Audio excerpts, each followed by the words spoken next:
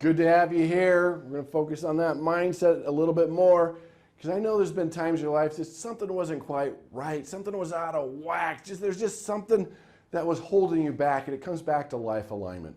There are 6 areas in your life we need to talk about, and you need to look at those closer because when you feel that way, you're neglecting something. We need to have balance in our life, and it's easy not to when we're not aware of these 6 areas. So take good notes here. Be aware as we create life alignment. Let's learn some more millionaire psychology. Let's talk about it. Things you need to be doing to increase your income. We need to really take a look at what we call balance. Balance is critical. Learning to focus and concentrate, learning to relax and reflect about the future.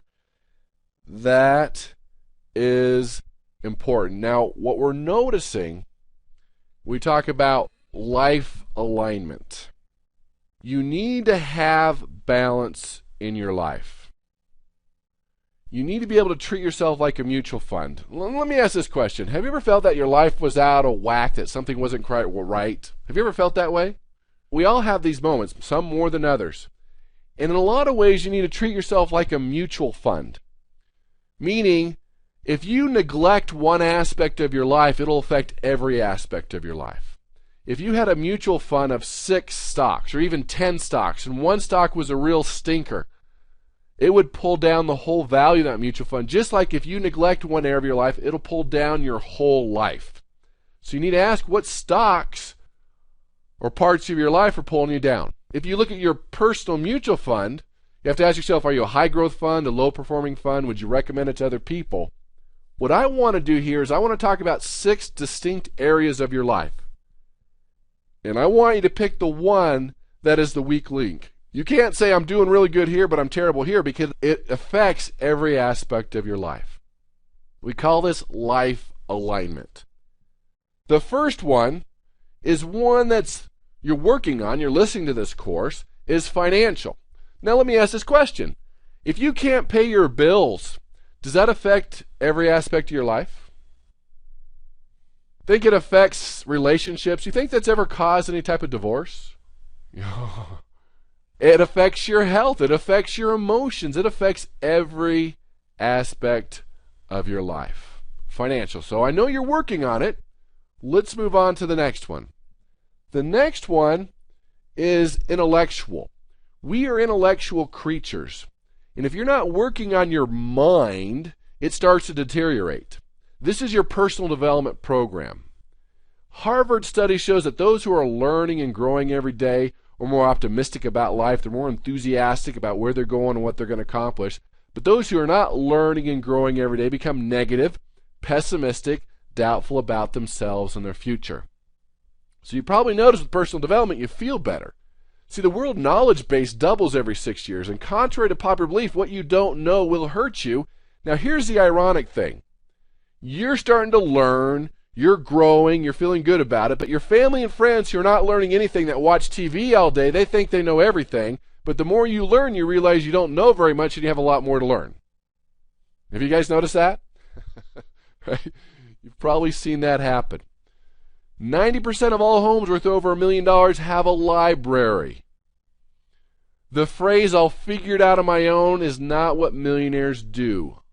Every challenge, every obstacle that you're going to face in your life, someone else has figured it out, and they can teach you how to do it. It could be a CD, an audio, a webinar. It could be a seminar. It could be a book. I'm just saying, this is an important aspect of your success. Let's talk about a few more.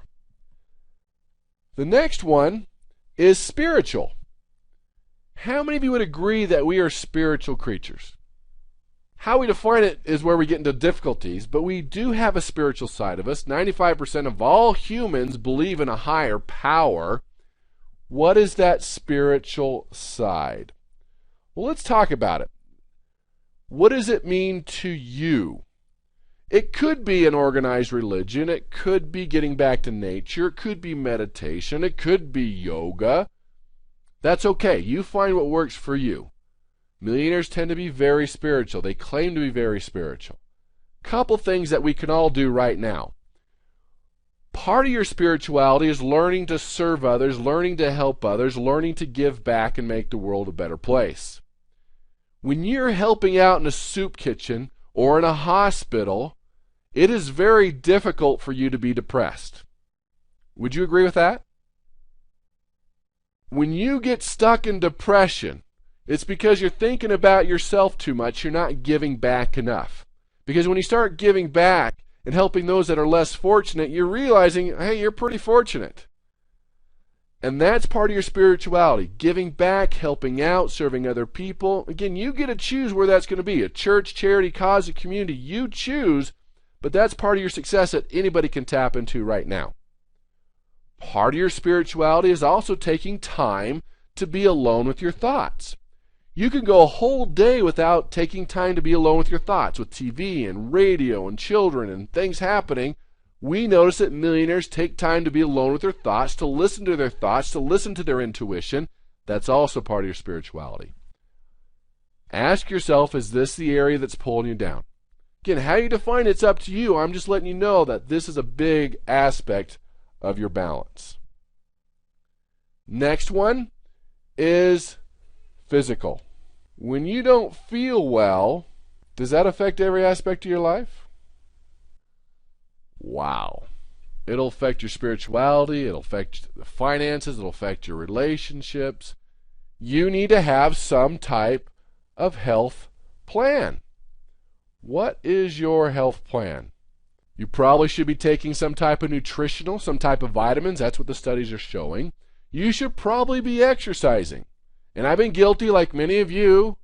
Well, I don't have time to exercise. But let me just put it to you this way. Exercise gives you more time. True or true? You live longer, you sleep less, you think better, you accomplish more, you're a happier person. You decide here, whatever it is, what works for you, you need to look at your physical well-being. Again, because if you don't feel well, you're not going to attract the right people. You're not going to feel like doing the things you know you need to do. And a lot of people tend to neglect this. It's easy to neglect, but it's a big aspect of that type of alignment. Next one is emotional. We are emotional creatures. Our emotions, if we can ask, are they good or bad? Well, they're both.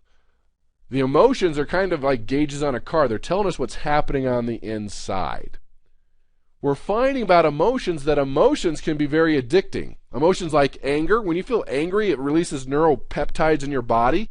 And sometimes anger, frustration, resentment, depression, those can be addicting to some people. We need to be very careful here. The challenge for most people is they tend to bury their emotions and not deal with their emotions, and that's why depression's at an all-time high, drug abuse is an all-time high, watching TV is an all-time high, because those are escapes. They don't want to deal with their emotions. Your emotions can be a very good thing. You just have to understand what they mean. If you're quick to anger, quick to be offended, now not to sugarcoat it, let me explain something to you. If you're the type of person, and you don't need to admit it here, if you're the type of person that's easily offended, that is a signal, that's a red flag of emotional immaturity. Just think about that. Your emotions are a good thing. Understand what they mean. Understand that anger is a secondary emotion. What you're angry about and what you're really angry about probably are two very different things. If you're married and you fight about the toilet seat or the toothpaste, there are other issues. Okay? Are you with me on this? I was talking to a college student. I was teaching a class at the university, and he had a black eye. I said, what happened? He said, well, my roommate hit me. I'm like, for what? He says, well, I was eating my Cheerios too loud. Okay? The real issue, and then there's the hidden issue. Understanding that frustration, that emotion comes from an unmet expectation. It really opens your eyes.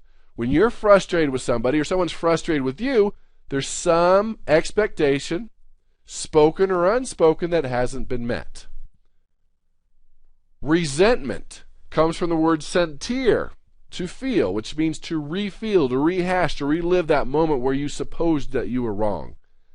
Let me just put it to you this way. Learn to control your anger. If you get angry, It's been said that's like trying to drink poison and hoping it hurts somebody else. They probably didn't mean to make you angry, and if they did, that's even a better reason not to get angry. I moved into a new neighborhood, and I was talking to one of the neighbors. Said, well, so-and-so lives there, and so-and-so lives there. But, oh, yeah, what's his name lives there? We don't talk to them because 10 years ago they said this, this, and this. I said, you're kidding. Let's go talk to him. Kind of pulled her with me.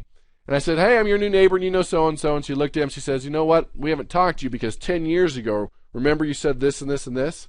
Do you know what the neighbor said? Oh, I did? Wow. I'm sorry. 10 years. 10 years. Be very careful with this one. It holds a lot of people back. Last one is social. We are social creatures. Your greatest happiness will come from your relationships. Your greatest sorrow will come from your relationships. I doubt that you've ever met a rich hermit, because you look at your wealth and your success, it's going to come from your relationships. You take a hardened criminal, you take a murderer and prisoner. What's the worst punishment you can give a murderer in prison? Solitary confinement. You think they would love their own room. But most humans can only last 2 or 3 days. So you look at your relationships. Do you need to ask for forgiveness? Do you need to enhance your relationships? Do you need to talk to somebody you haven't talked to in 10 years ago? Just because you've had a relationship not work out doesn't mean others won't in the future. I know you might be a little gun shy. I know you've been hurt, but look at your relationships. This is a big part of your success. So what I want you to do is look at these and pick the weakest link. Which one is holding you back the most? It might be a combination too, but what is the main weakness? In every aspect of your life, what is the one that's pulling you down the most? Is your life balanced? Remember we talked about those 6 areas: social, emotional, physical, spiritual, intellectual, and financial. Choose the weakest link and come up with a game plan on how you're going to fix it. I'm not saying this is going to be easy. I'm just saying it's critical to your success. Sure, we can just bury it and pretend we're okay and then we don't have to worry about it and think you're doing okay. But I'm trying to really help take your life and your income to the next level. Work on this question. Think about it. Ponder about it. Become financially independent. Become a millionaire. And then you can go out and make the world a better place. The favorite, this is your homework. Look at the 6 areas. I've them listed there for you. Which one of those areas is your weakest link? You don't have to spend equal time in each area, but there's one area that is causing you just to be out of alignment, which is reducing your motivation and hindering your success. Pick it, find it, and develop a game plan to change it. You'll get more alignment, and again, that increases your speed to success.